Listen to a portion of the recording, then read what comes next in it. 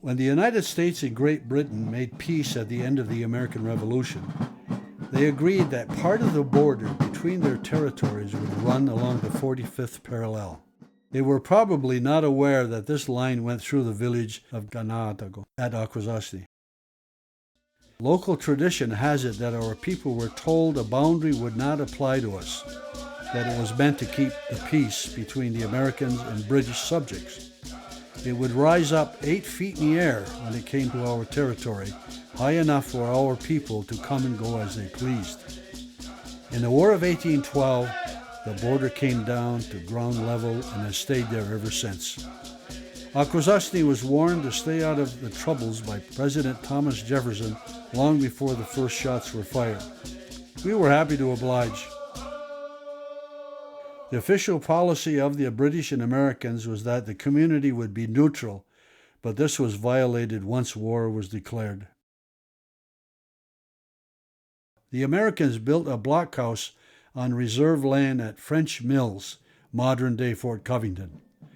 Meanwhile, the British posted more than 40 Canadian voyageurs near the St. Regis Mission in Ganadago. They were there to keep an eye on the St. Lawrence River in the border and to encourage the alliance of our people to the British.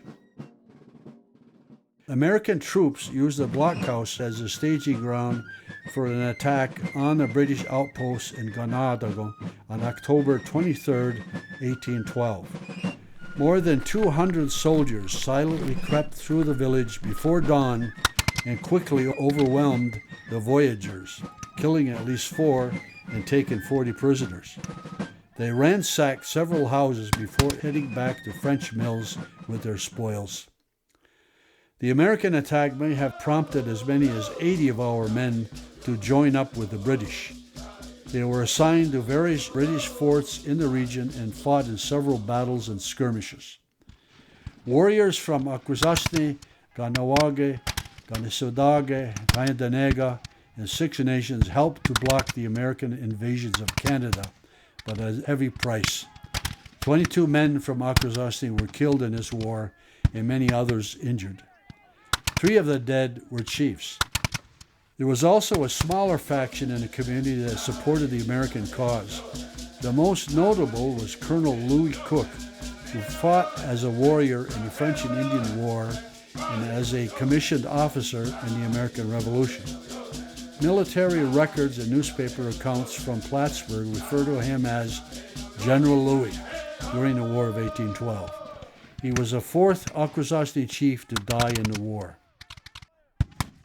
Long after peace was declared between the U.S. and Great Britain, animosities between the various factions continued at Akwesasne.